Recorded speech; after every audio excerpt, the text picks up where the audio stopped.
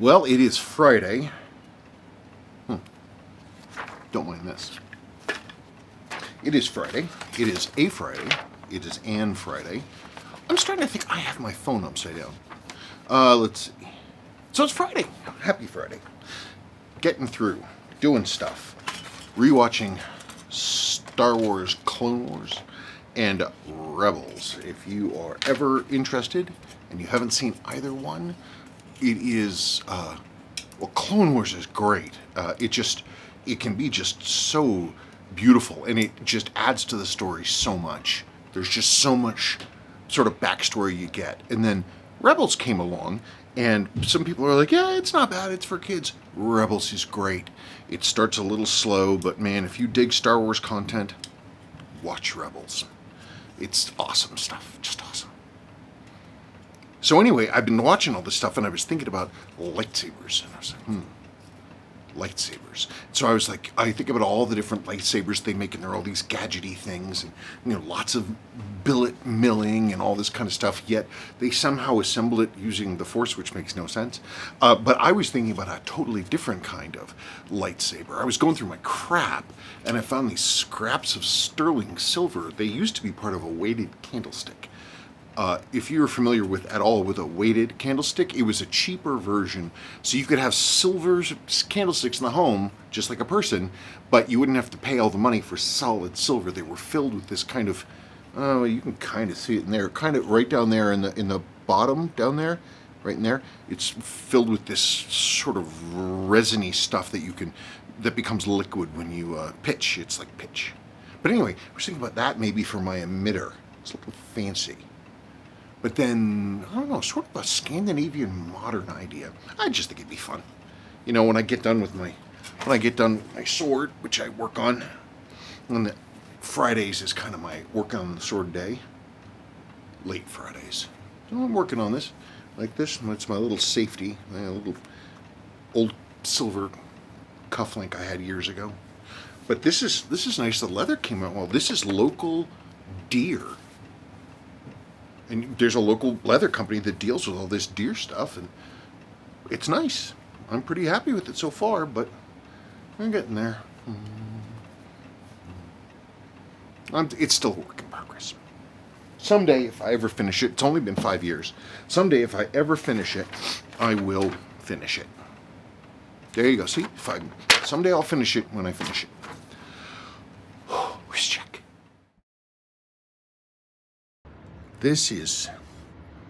I've owned a number of these, but this is my keeper. I've had this one for a few years. I built it, I've got to clean the case on this. I built this in conjunction with Jonathan Koch. It was his watch first, but it was a project that he never completed before he died.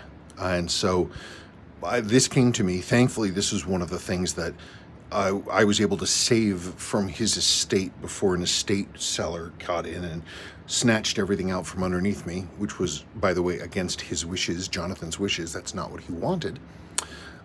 So whenever you see anybody selling anything branded East Tech, which was Jonathan's company, that was Jonathan's wish that it would have come here. In any case, this was Jonathan's watch. This one, it was pretty rough, but Jonathan went through his stuff and he found a new old stock set of inserts. This is a vintage Seiko bracelet, solid link oval. It's not correct for this watch, but it looks great.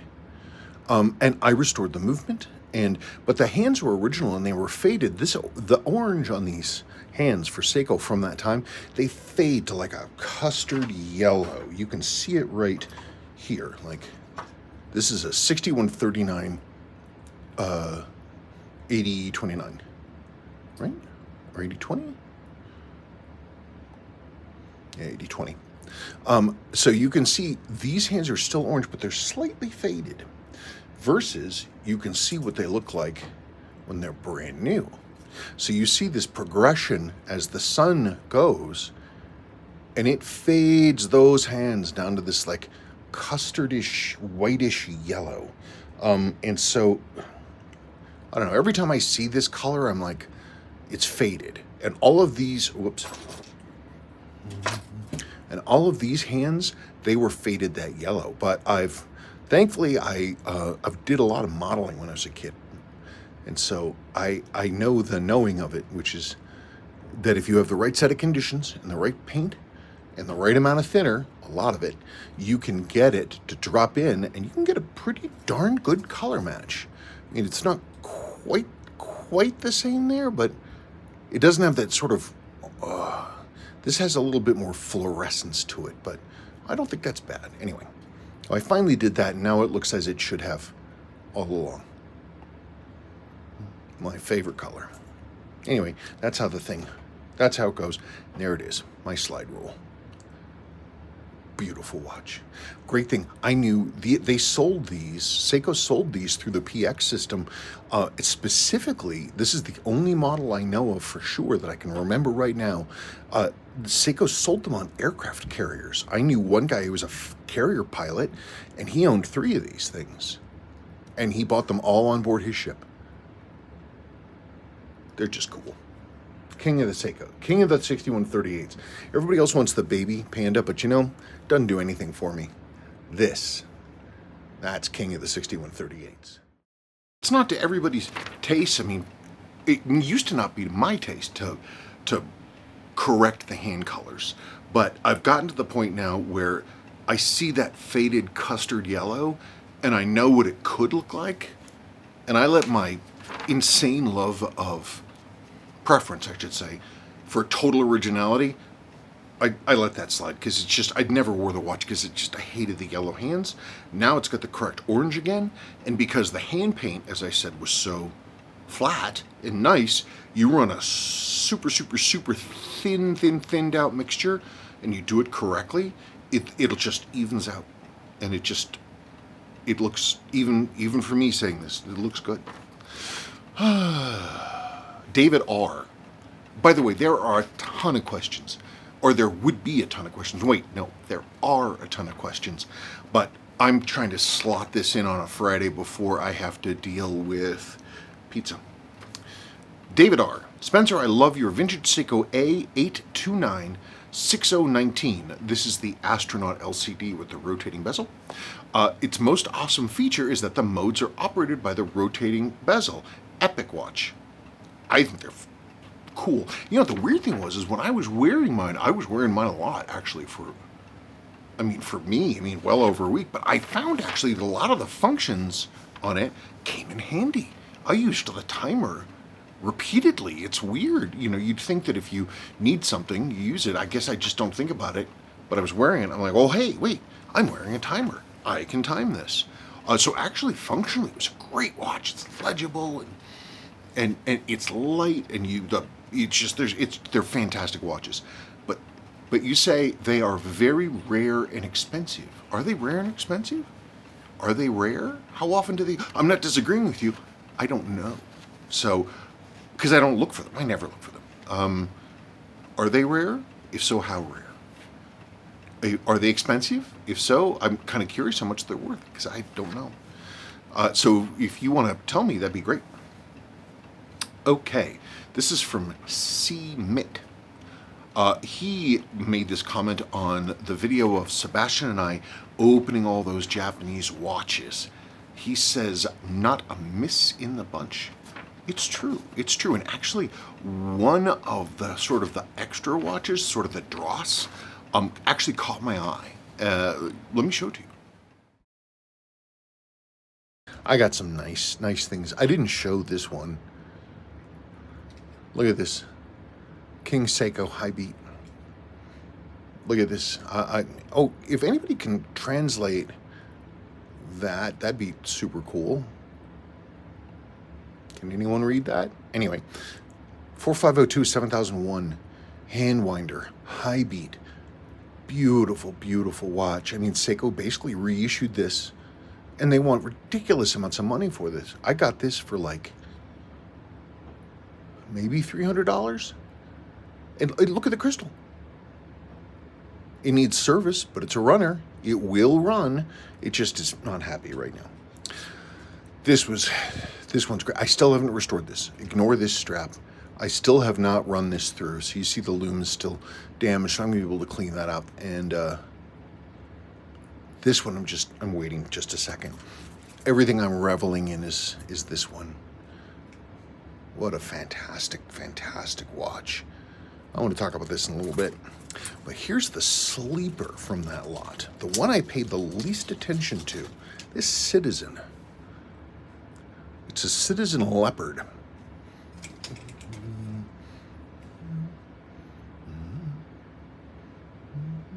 It's got vertical sort of a sharkskin thing going on, kind of a stripe of gray and darker black on the side. And I was looking at the case and I was like, wow, actually, yeah, it's banged up, but look at those lines. Look at the lines on this thing. This beautiful undercut on the side of the case. And it goes to it has these really sort of narrow, sort of talony things. It has the single stripe non-loomed hands and dial, which must have been de rigueur for JDM at the time. These are all high polished surfaces, and then it's got this dipped brushed section. Bezel, Hardlex glass, and it is kanji, day and date. But I was looking at it, I was like, this is a pretty nice watch. I really was. And then I popped the back. It's not service, so you know what? I'm not wearing finger cots, and I don't want to hear about it. You need to be wearing your finger cots. Yeah, whatever, dude. When I open up a spare spot, I'll let you know. Look at that Citizen 24 Jewel. The thing is beautiful. It's a beautiful, beautiful movement. And look, this is the thing that just killed me. Look, lower mainspring, the upper mainspring arbor port is jeweled. I don't know about the lower, but the upper one certainly is. And it's got diafix. That's a nice watch. That's a nice watch. That's a really nice movement. I'm sorry that you can't see it. I mean, when one is wearing the watch, but the problem though with Citizen, of course, is that finding any spares for these things in terms of casing is just impossible. So I'm going to have to start doing research on what the bracelet looked like, and that. Oh, I bet this was just a stunner when it was brand new. But that's a cool watch. That's a cool watch. Corey Boddicker. I just bought a 6138 7000 case. That's the slide rule. My wrist check. I just bought a 6138 7000 case and strap that has the original plastic ring, and it's never been worn. The only downside is it didn't have a case back with it. Do you, by any chance, happen to have a case back? I'm super curious. I'm wondering if you can answer a couple of questions for me, a few questions. And I'm not, these are literally questions. If I had your case, these are the questions I would be asking myself. It has the original plastic ring. I'm assuming you mean the cursor ring, right? Okay, so I own the rights to reproduce these cursor rings. Every reproduction cursor ring that I'm aware of in the world came from my manufacturer, and they have a very particular look in that they're absolutely clear. And that was done specific. I can't take credit for it. Jonathan Koch, who did a lot of this, he wanted it clear specifically so that the originals would not be mistaken for the reproductions, because the originals have a very slight blue, like really, really, really slight, like that kind of like lightish navy blue, like right there, even lighter, clear tint. So is that ring blue? I'm curious about that. You say it has a strap. Pardon me. One of my wife's hairs. Because she has lots of them on her head. Let's see, what was I saying? You said it had a strap. What kind of a strap? They originally came on a bracelet. Do you mean a bracelet, or did it literally come on a leather strap? Why don't we talk about 6138s real quick, because you never know with those. I'd be real curious to see a photo of it too. Yeah, so I have some questions. If you go and look at that. Tell me if your ring is a very pale blue, like translucent blue. The reason I ask is because for a while, starting, gosh, maybe 10 years ago or maybe more, these watches started to be faked completely, like utterly faked. Every single piece of them was faked. And thanks to the wonderful kindness of one of our fellow watchers, I have one to show you. That is fake. Like, it's fake. Fake.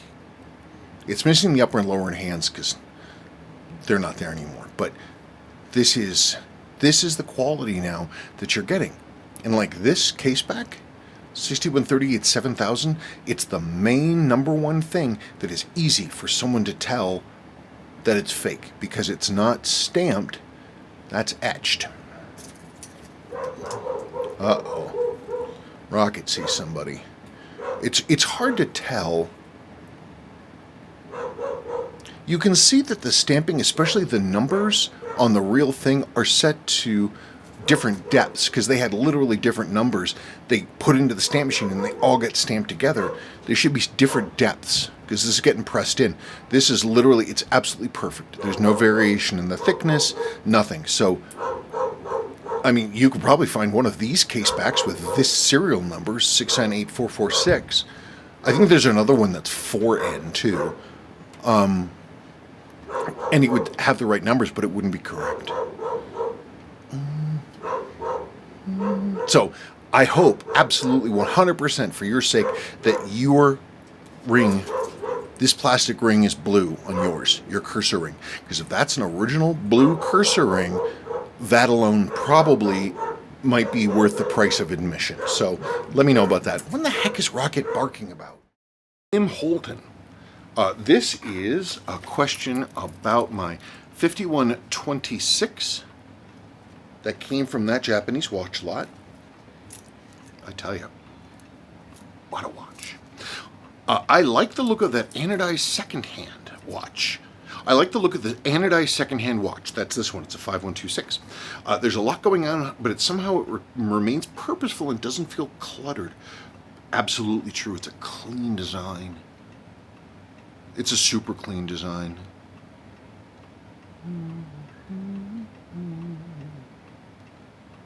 Well, let's talk about it for a second. I'm sorry. Here I am drifting off in the ether. Yeah, this is... There's just some unusual... For me, there's some unusual things about this watch model that are just... that just stand out for me. I think one of the biggest is this bezel with these lovely black inset pieces.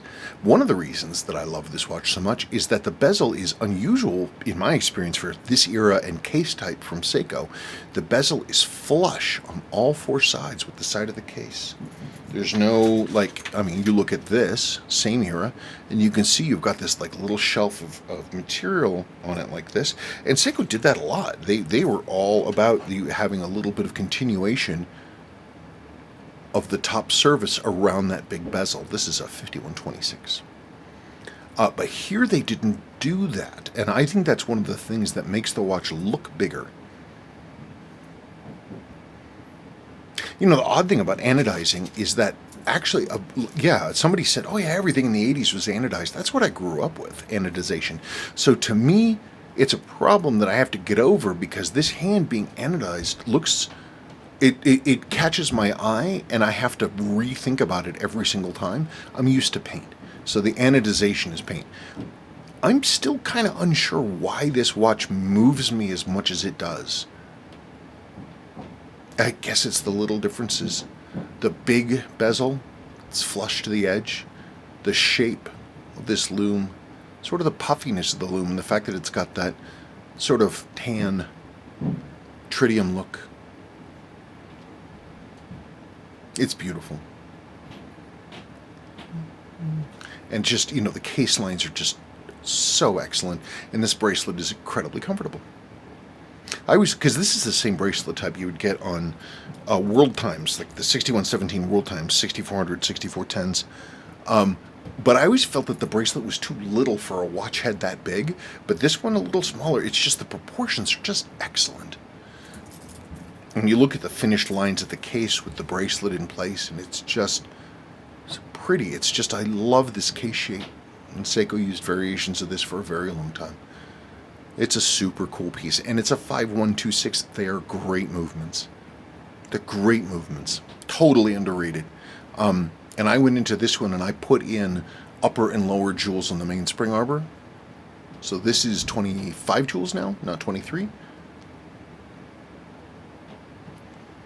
It's beautiful. I'm delighted to have it. But I'm also very much looking forward to figuring what's up with this citizen. Okay, folks.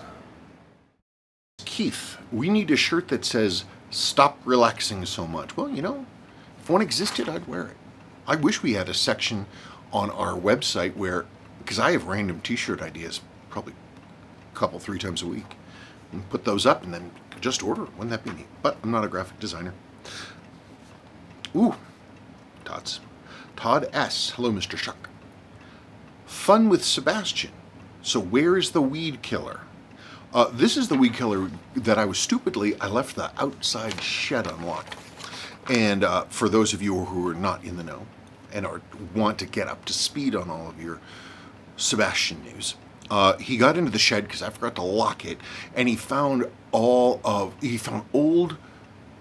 bottles of different kind of weed killer compounds, which I've been meaning to get rid of because they're not anything I need. And also fertilizers. And his sisters, when his older sisters are mean to him, he runs around and he destroys something for reasons, and he says, "That's what you get." And his sisters are like, "What are you talking about?" So, you know what his sisters get for being mean to him? They get weed killer dumped on a tree that I've been attempting to grow from seed for 5 or 6 years. So it looks like it's hurting, but it's not. It's a maple. It's like a fire maple. It's not dead, but it sure isn't happy. But, you know, every single year, literally every year with that tree, something tries to kill it. It was a volunteer. What my mom used to call a volunteer. It was a plant that just appeared from our mulch. We got a good number of years ago, and I'm like, and it was this beautiful, like in the fall, it just turns this deep fire red maple, beautiful. And let's see, the first year, what happened? It didn't get. The first year, it like got broken somehow. I don't remember. Oh, no. The first year, what happened is that I accidentally hit it with a weed whapper, and it stripped the bark right off the bottom. But then they started growing out of the base, and I was like, okay, fine. And the next year, we had Rocket as a brand new dog, and he ate it down to the ground. Then the next year, we had an unbelievable plague of locusts, and they ate it to the bark, and I was assuming then it was dead. Also, interspersed in all these years, we would have various gigantic hailstorms that would strip the leaves clean off. And this year's challenge, apparently, is glyphosate. We'll see if it exists. Road Gent. How does the QT99 pick up from the digital watch if there's no ticking? The QT99 has a number of modes.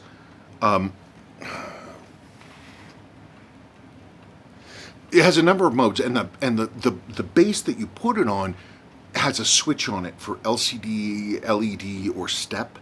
And so what it can do is it can count the vibrations that are going on there. Perhaps it's a note. Honestly, I don't know.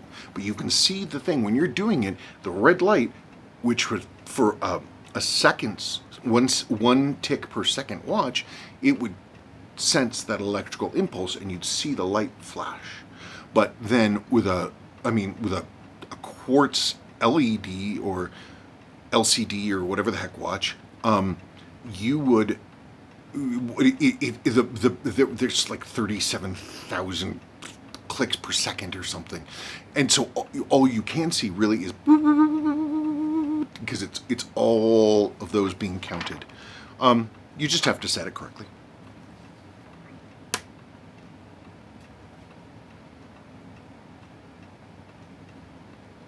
Clubman GT 1971. I've just bought one on eBay, and I'm very much looking forward to seeing it. Question mark? I have no idea what this question was about. I'm going to have to go check. Talking about that, it's a comment on an older video about the Seiko 6216 9000, also called the Baby GS. The 6216 movement is basically exactly the same as the oh, my brain. It's a Grand Seiko movement. They are 39 jewels. The 6216 has 2 of those jewels are in the mainspring arbor port. They've got full diafix. They're hacking. Day date. I think they're quick set date. They're amazing watches. And I remember when I was working on that first 6216, because I'd heard about this, I was doing it at the same time that I was working on a Rolex 1570. And I was amazed, because so by total accident, I happened to have 2 watch movements from the same basic era, late 60s, early 70s. In that time period, Rolex 1570 and a Seiko 6216. I got to see them apart right next to each other. And it's the only thing, the biggest thing that I saw that was better in Rolex than the Seiko was the way that the balance was set up. Rolex is really fine. They use timing screws, or they have their newer system. It still has timing screws, but it also has internal wheels that you turn in and out. And there's a little special tool for it and everything. But the problem is, okay, so if you have a standard watch like there is these days, you're going to have the 2 arms, and you can adjust for accuracy, and you can adjust out the beat error. Cool. Rolex doesn't really have that. You have a little bit of an adjustment where you can get rid of a little bit of beat error, but not much. But accuracy is absolutely all down to, because it's a free sprung is what it's called.